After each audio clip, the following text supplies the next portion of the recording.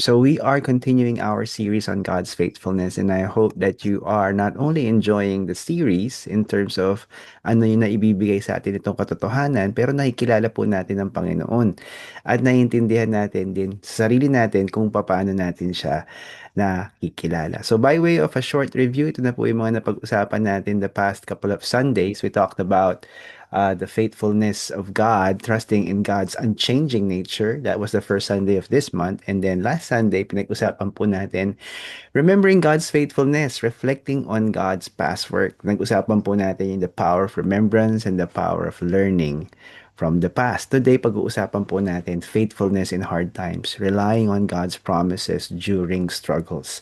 Lahat po tayo as individuals, we have our own personal struggles, and of course, napaka-importante po na wag natin kakalimutan, sobra tayong mahal ng Panginoon. At ang nais niya, syempre, magkaroon tayo ng makapangyarihang buhay para makita natin ano nga ba ang benepisyo kapag tayo ay nagpasakop sa Panginoong may kapal. At syempre, makikita po natin ang pagkakaiba ng buhay na nakasalalay sa kanyang pamumuno, sa kanyang kabutihan. As our verse for today, pag-usapan po natin panandalian bago po tayo mag-open in prayer. Isaiah 41 verse 10 sa NIV version. Kung maaari po kayo makatayo kung nasaan man kayo sa pagpapakita natin ng respeto sa pagbabasa ng salita ng Diyos, that will be amazing. Basahin ko po sa inyo. So do not fear, for I am with you. Do not be dismayed, for I am your God. I will strengthen you. Yes, I will help you. I will uphold you with my righteous right hand. So napaka-importante po dito na huwag natin kakalimutan that the Lord is rescuing His children, the Israelites, from of course yung rule during that time. Kaya napaka-importante po na ito po ay nabigyan ng emphasis sa araw na ito dahil ito po yung panahon na the Israelite nation was struggling. Remember, this was nandito po tayo sa post-exilic. This is wherein Isaiah is, going through the motions of encouraging Israel to continue to depend on God in spite of the ruling empires during that time. So ito po yung napaka-importante na wag natin kakalimutan na ang Panginoon po sinasabi niya na wag tayong matakot. Sabi niya, God is saying that hindi siya mere theology, hindi siya mere statement na kinote ng isang tao, kung hindi ito ay statement ng Panginoon na sinulat po ni Isaiah. Sabi niya, huwag kayong matakot, kasama niyo ako. Yan, sabihin mo ngayon sa sarili mo, yan, hindi ako matatakot dahil kasama ko ang Panginoon. Dahil ang Panginoon po hindi ka iinjanin. Ang Panginoon hindi ka ilalaglag. Ang Panginoon naandyan siya parati sa ating buhay. Ano sabi niya? Do not be dismayed for I am your God. So ito po yung active. Aktibo po na papasok ang Panginoon at siya ay gagawa ng intervention o kapamaraanan para tayo po ay masalba. Kung gugustuhin po natin na tayo ay masalba ng ating Panginoon. Kaya nga po ang sinasabi niya dyan, tutulungan kita, I will help you. I will uphold you with my righteous right hand.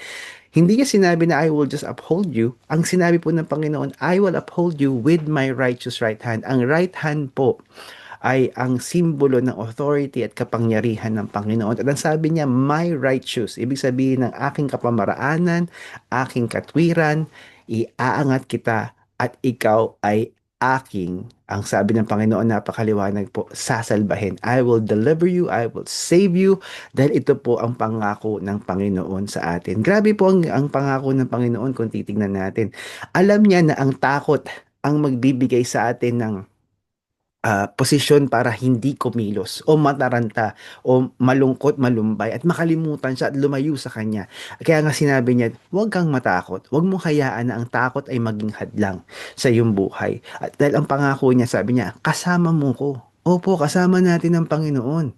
Kahit magpanggap tayo na parang malayo siya, hindi kasama natin siya dahil ang sabi niya yan sa kanyang salita, I will be with you. I will never leave you nor forsake you. Kaya po tayo nakakaramdam na ang Panginoon ay napakalayo sa atin. Kadalasan dahil po sa kasalanan natin, dahil hindi tayo nananalangin, hindi tayo nagbabasa ng salita ng Diyos, maaring umaattend tayo ng simbahan pero hindi naman talaga tayo nakikibahagi doon sa simbahan na ating pinupuntahan. So, ang nangyayari po sa atin, tayo ay nalilinlang ng kaaway. At nalilinlang din natin ang ating sarili dahil iniisip natin na malayo ang Panginoon. Hindi na, andyan nga siya sa tabi natin eh. Ayun ang pangako niya, I am with you always. Anong ibig sabihin nito? Ibig sabihin, God is omnipresent. He is everywhere. Sabi niya, He is Emmanuel, God with us. Sa kalagitnaan ng katapatan natin, ng kasinungalingan natin sa Kanya, naandyan siya. Bago ka palang gumawa ng bagay na makasalanan, naandyan siya at pinapaalalahanan Kanya na huwag mong gawin yan. Dahil yan po ang pangako ng Panginoon. Hindi niya tayo iwan. Anong ginagawa natin? Tayo yung lumalayo. Ang nilalapitan natin tao o nilalapitan natin, let's say, yung mga bagay na hindi natin dapat unahin kapag tayo ay naandoon sa panahon ng delubyo. Kaya nga po, sa struggles natin, tayo ay pwedeng mag-rely sa Panginoon. Dahil pag dinignan po natin ng ebidensya ng Biblia, hindi siya kahit kailan nahuli, nauna, o di kaya siya ay nagkamali. Lahat ng pangako niya ay oo kay Kristo at ang sinasabi natin, Amen. Dahil naniniwala tayo sa mga pangakong ito. Ganun po kabuti ang ating Diyos. Bakit nga po ba tayo lumalayo? Bakit nga ba tayo patuloy na nagkakasala? Bakit ba tayo patuloy na sinasaktan natin ng Panginoon?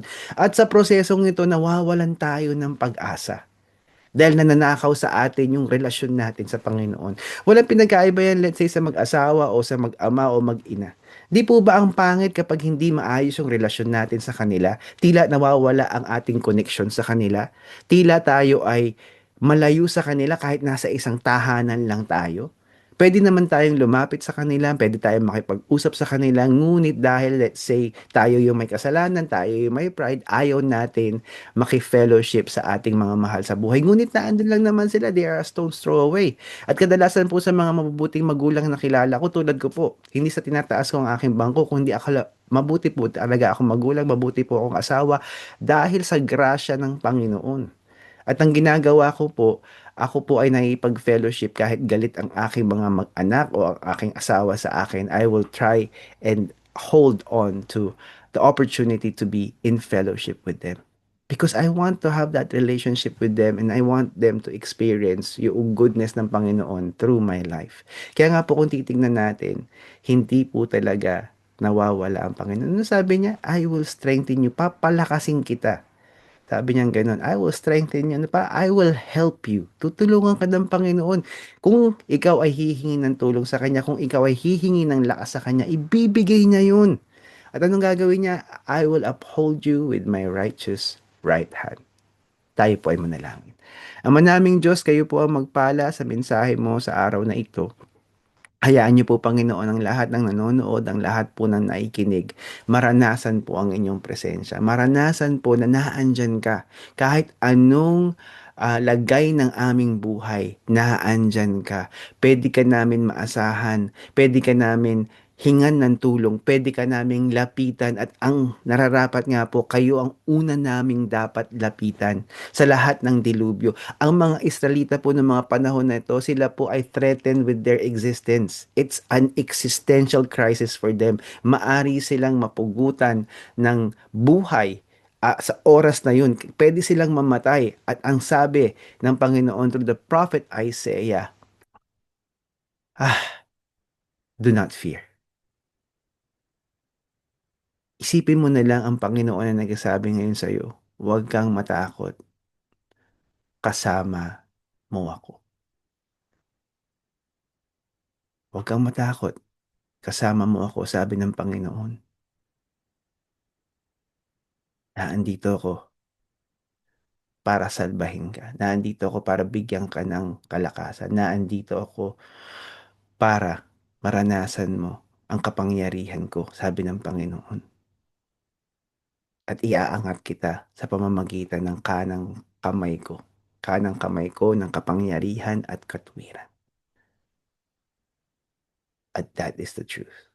Ito po ang dalangin namin sa ngalan ni Jesus. Amen.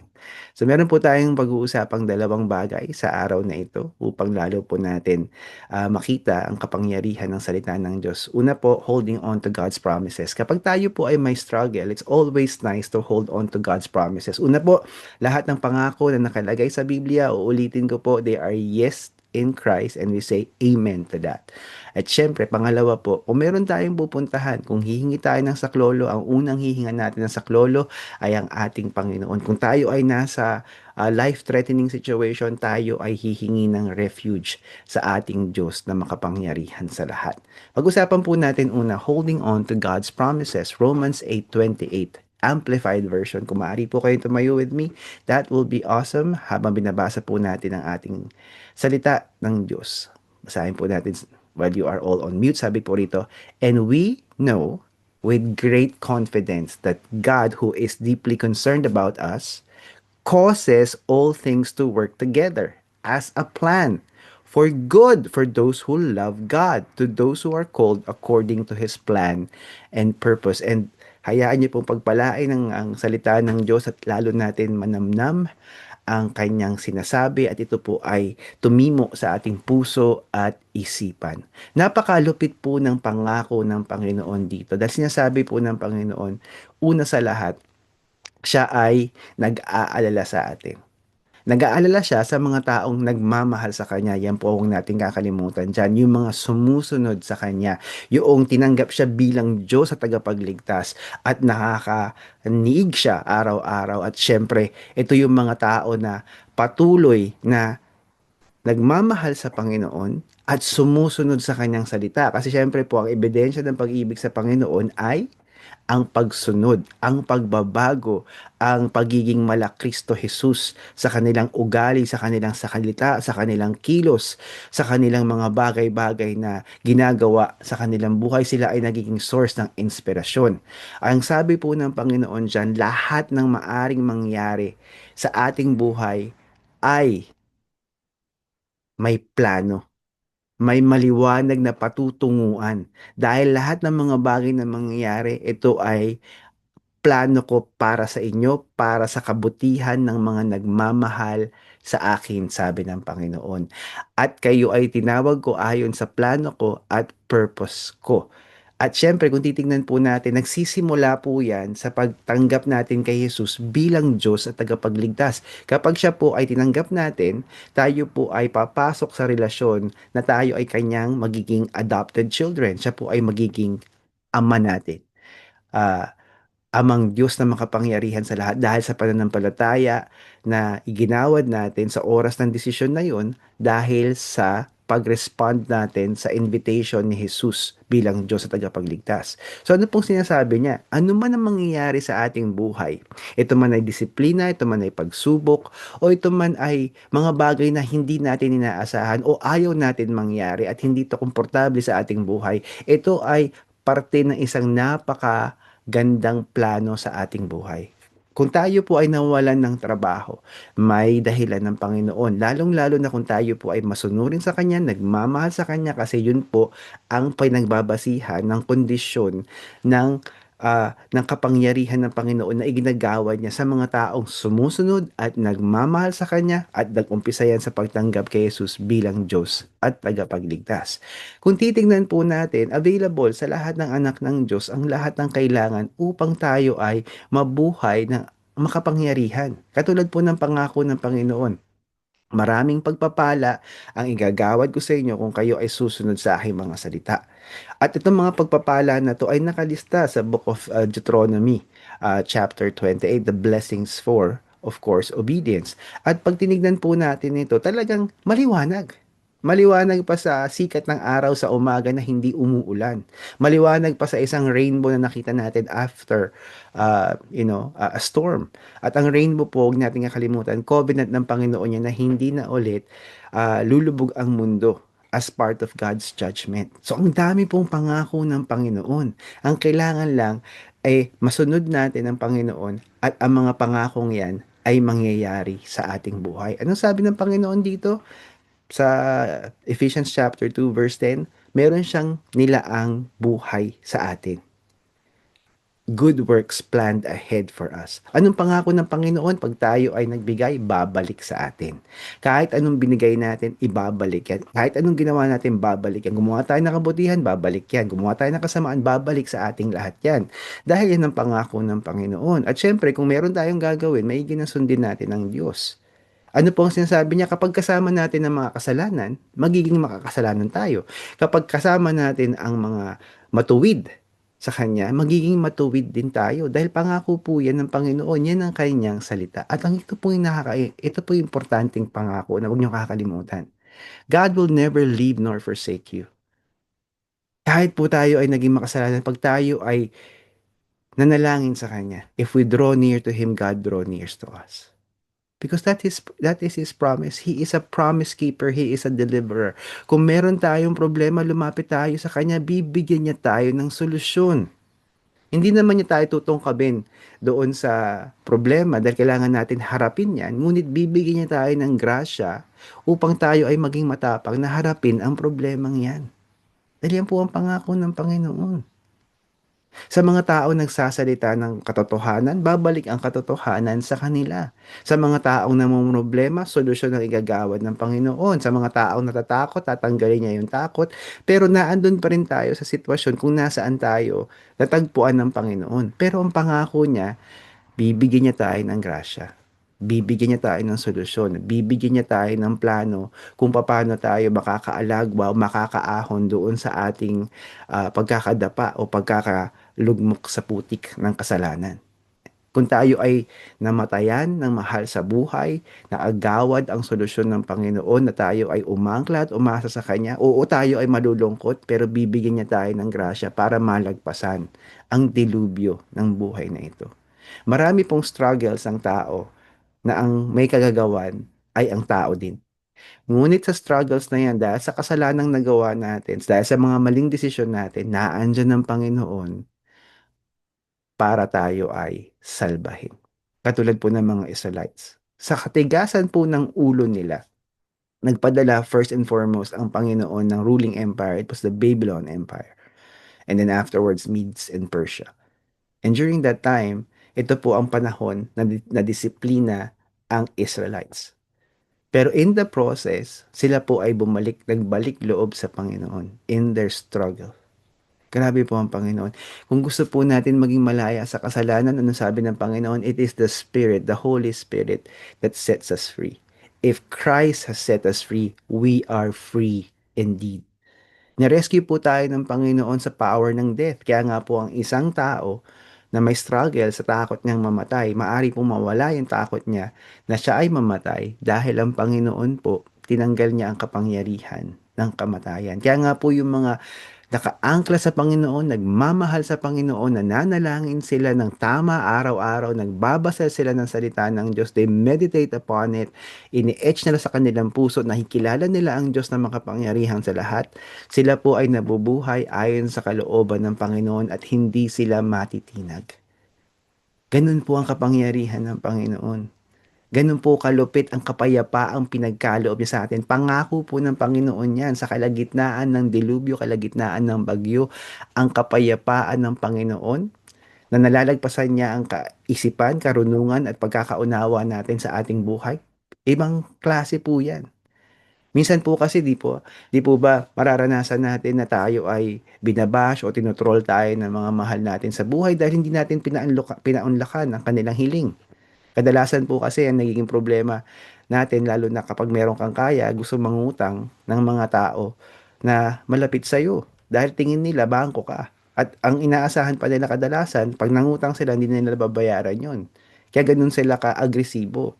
At dahil tingin nila, kaya ka nilang puwersahin na magbigay ng pera sa kanila, paunlakan ang solusyon na hinahabol nila. Ngunit tayo po mga Kristyano, matitibay po kasi tayo. Ang aalay natin sa kanilang solusyon ay kadalasan, paano sila makakalagpas doon sa problema nila. Kung sila ay may utang na malaki, tuturuan natin sila na maging makatwiran at wag na silang mangutang. Magtipid Dahil kadalasan po yung mga taong nangungutang kilala ko, makikita mo na marami, nakakapag-coke pa nga po eh. Minsan nga po mangungutang, nakakapag-sigarilyo. So, tanggalin lang nila yung coke tsaka pagyoyosin nila. Meron na silang maiipong pera eh. Hindi sila malulubog sa utang dahil marami pong mga tao na lubog sa utang dahil sa kanilang sariling kagagawan. At pag hindi ka nagpautang, magagalit sila sa'yo. Ngunit ang kapayapaan ng Panginoon kahit itroll ka ng mga taong ito, kahit siraan ka, kahit sabihin nila yung mga bagay na nasty things about you, ano mangyayari sa'yo? Chill ka lang. Dahil ang tungtungan mo ay ang Panginoon. Nawalan ka ng trabaho, chill ka lang. Dahil ang sabi ng Panginoon, I will give you the power to produce wealth. May problema ka sa anak mo, mananalangin ka, isasama mo yung anak mo kung papayag siyang manalangin na magkasama kayong dalawa at hahayaan mo ang Panginoon na bigyan ka ng kapayapaan sa kalagitnaan ng problema, sa kalagitnaan ng sitwasyon at magkakaroon ng malalim na grasya at pagkakasundo ang mga taong hindi nagkaunawaan, malalim na grasya sa mga tao na namomroblema sa pag-usad nila sa kanilang buhay dahil ang Panginoon ang kanilang angkla. Grabe po ang ginawa ni Jesus sa krus ng Kalbaryo. Siya po ay namatay para sa iyo at sa akin. Para magkaroon po tayo ng buhay na napakaganda. At yan ay patotoo ng faithfulness niya. Kaya po napaka-faithful ng Panginoon sa atin. So ano pa nga po ba ang pipigil sa atin para pagkatiwalaan ng ating Diyos? Wala po kung hindi ang kasalanan at mga desisyon na mali from our perspective. Kapag tayo po ay naaatake ng napakaraming problema, ang pinakamaganda pong gawin natin, let's find refuge in our God. Basahin po natin ang Psalm 46 verse 1 to 3 NIV version. Again, kung maaari po kayong tumayo with me, that will be awesome. Sabi po rito, God is our refuge and strength, an ever-present help in trouble. Therefore, we will not fear. Though the earth give way and the mountains fall into the heart of the sea, though its waters roar and foam and the mountains quake with their surging. God is our refuge and strength, an ever-present help in time of need. Grabe po, no, kung titignan po natin, ito po yung karakter ng Panginoon, ito po yung pangako niya. Siya ang magliligtas sa atin, siya yung maglalagay sa atin sa isang safe na environment, siya yung magiging hedge of protection natin. Palilibutan niya tayo ng kanyang kapangyarihan at presensya. At hindi niya hahayaan na tayo ay masaktan o manatili doon sa ating despair, manatili sa ating sadness or loneliness or bitterness. Ano po? He is intimately available. Ano sabi niya? Ever present. Naandyan siya. Naandyan siya. Hindi siya malayo. Napakalapit niya sa atin. And that's how wonderful the power of the Lord is. Ito po yung panahon dahil ang gumawa po ng Psalm 46 ay sons of Korah. Ito po yung panahon na potentially may mga dispute pa rin. Ito po yung nag-siege ang Assyrian army against is the Israelites. So ano po yung siege? Pinalibutan po sila para wala makapasok na supply at uubusin po ng panahon ang lakas, ang moral, ang tapang ng Israelites at mauubos po let's say ang kanilang supplies.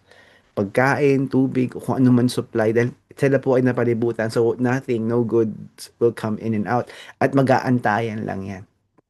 Ngunit ang sabi ng Panginoon through the no, the sons of Korah sa Psalm 46, God is our refuge and strength. And remember, kanta po ito, inaawit nila ito. Napakalupit po nito. And during this time, nung kinakanta nila to, it was really meaningful because naandun sila sa kalagitnaan ng experience ng hirap. Kalagitnaan ng experience ng siege. Yung atake ng isang empire against them. Ganun po kasi minsan na mararamdaman natin eh. Minsan po aatakihin tayo ng kung ano-anong mga bagay-bagay. At yung mga mahal pa natin sa buhay, yung mag-a-accuse sa atin, magbibetray sa atin, yung mga mahal pa natin sa buhay, yung gagawa ng story about us. O di kaya na andun tayo sa isang kumpanya that we have been loyal to for such a long time and yet dahil nagpalit ng leadership, kailangan na tayo masibak because the Dahil pumalit doon sa dating leaders, hindi tayo kilala. Ano sinasabi ng Panginoon dyan? It's absolutely amazing. Grabe po yung richness ng tapestry ng description habang kinakanta po to. Anong sabi? Kahit lumindol, kahit ang mga bundok na napakalaki at napakalawak, mapunta sa dagat. I don't know kung na-experience nyo na po yung pag-foam ng water o if you have been into a situation sa open ocean. Tapos, galit yung ocean during that time. Makikita niyo po na nagfo-foam, nagro-roar. Maririnig niyo po yung ingay ng waves. Ganun po yung nakakatakot na bagyo na mararanasan mo sa kalagitnaan ng tubig. At ang sinasabi diyan again, even if the mountains quake, magkaroon ng earthquake, ano raw? God is our refuge. Sabihin mo sa sarili mo ngayon, God is my refuge. He is an ever-present help in trouble, in times of need. At hindi ako matatakot. Again, pareho po ang tema dyan. Ang takot ang hihinto sa atin para kumapit sa Panginoon. Ang takot ang magdadala sa atin para maging desperate tayo. Ang takot ang magli-lead sa atin para mangutang. Ang takot ang magli-lead sa atin para magsinungaling. Kaya nga po maraming mga pamilya na ang daming kasinungaling ang tinatago, nilulubog over a period of time. At eventually, malalaman ng mga anak yung mga sikreto ng mga magulang and they will be devastated and disappointed because bakit nagsinungaling yung kanilang mga magulang? Akala ng mga magulang nila, sabihin nila, dahil pinoprotektahan ko kayo. Ang kasalanan po ng pagsisinungaling, wala pong pinoprotektahan yan. At the end of it, when the truth is revealed, masakit po yan sa dibdib. And that's how amazing God is. And I hope and I pray na maintindihan po natin that He's an amazing God. Ayaw ng Panginoon na tayo ay pumalpak o magkamali. Ayaw ng Panginoon na tayo ay maligaw o malinlang. Ayaw ng Panginoon na tayo ay pupunta sa isang lugar na alanganin. Ang gusto ng Panginoon, pagpalain niya po tayo. Dahil yan ang tanda ng kapangyarihan ng ating Diyos na makapangyarihan sa lahat. He would want us to succeed. He would want us to experience the best possible life. Wala po siyang ninanais na iba kung hindi yung mga bagay na ito.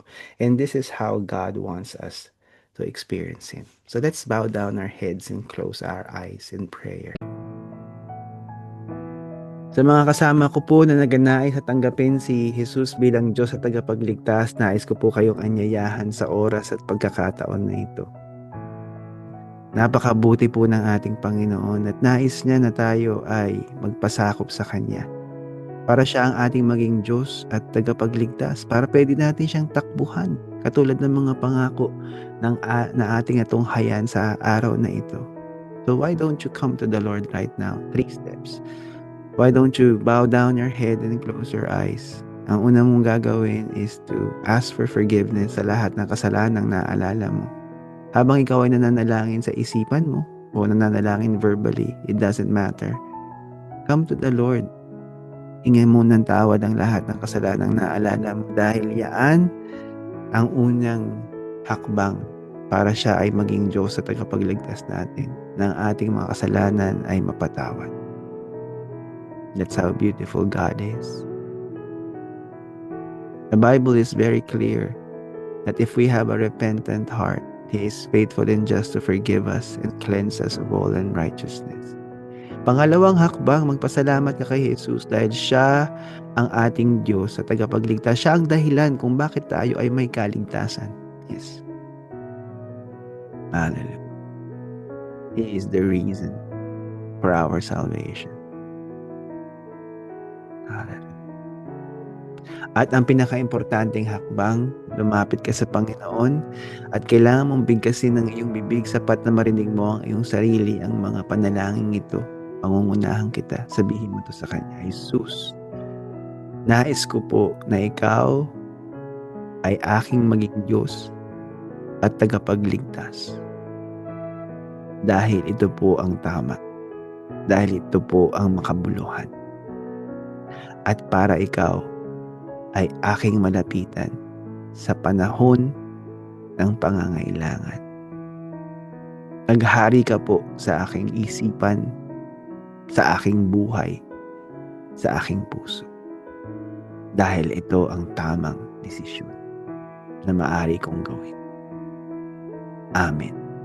Pwede kang dumila at panandalian sa oras na ito. Kung ikaw ay nanalangin mula sa puso, mararanasan mo ang iyong pagbabago.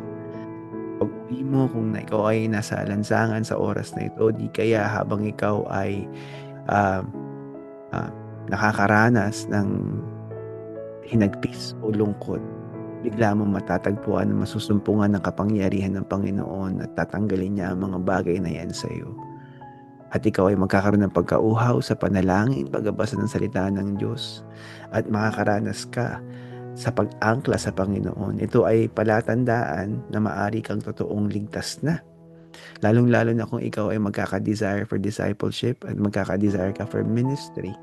At kung ikaw ay nagpapakita ng mga ebidensya ng kaligtasan, kapag ikaw ay namatay sa katawang lupa na yang, ang kaluluwa mo ay pupunta sa kalangitan.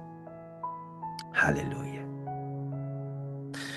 Panginoon, dalangin ko po sa aking mga kapatiran na nakalimutan na ikaw ang tanging solusyon sa lahat ng problema. Sa mga kapatiran ko, Panginoon, na nauuna ang takot, nauuna ang duda, nauuna ang paglayo sa iyo, nauuna ang kasalanan, nauuna ang paghanap ng solusyon sa tao o sa mga institusyon. Dalangin ko po, Panginoon, na sila ay manumbalik sa pananampalataya sa iyo. May they all come back to you. Sa sandaling katahimikan, mga kapatid, manalangin ka sa Panginoon at magbalik loob at makikita mo at mararanasan mo ang kapangyarihan niya, ang kapayapaan niya, ang pag-ibig niya, kakapit at kakasi sa iyo. At makikita mo na may pag-asa sa pamamagitan ng ating Diyos. Pagkatapos na, tayo ay mananalangin sabay-sabay. Be alone with God and pray before Him.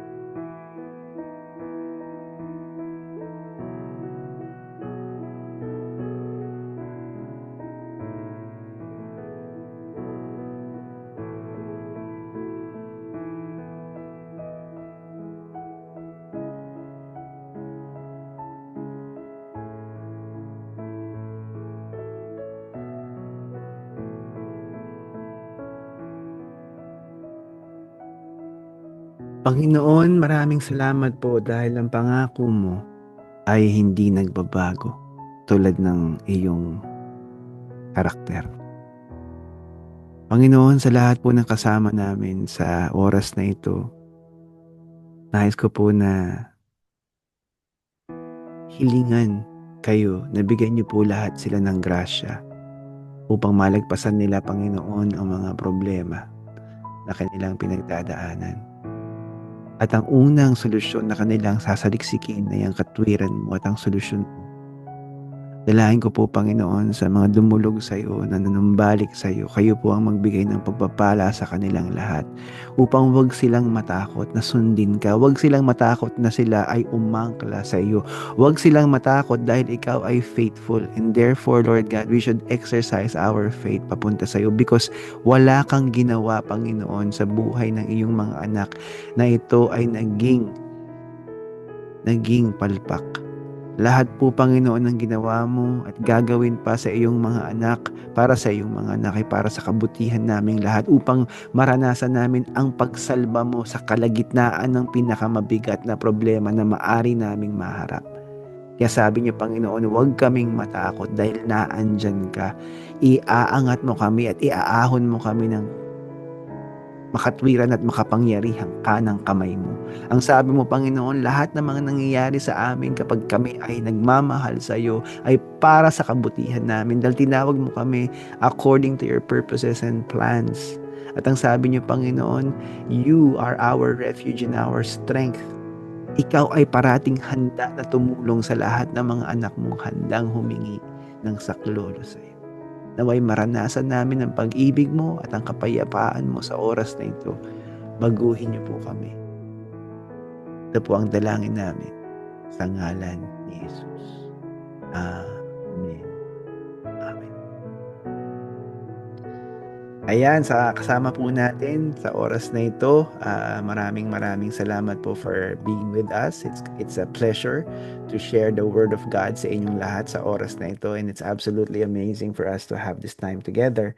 Ang hiling ko po sa inyo, kung kayo po ay nakinabang sa ating mensahe today, na karanasan niyo po ang ating Panginoon sa makapangyarihang kapamaraanan, why don't you comment sa ating comment box sa FB page ng SNJ o sa ating YouTube. At if you receive Christ as Lord and Savior sa ating programa, reach out to us because we would like to offer you a discipleship program and invite you to be part of the church, whether permanently kung ikaw ay tinawag sa SNJ or momentarily if you are just passing through.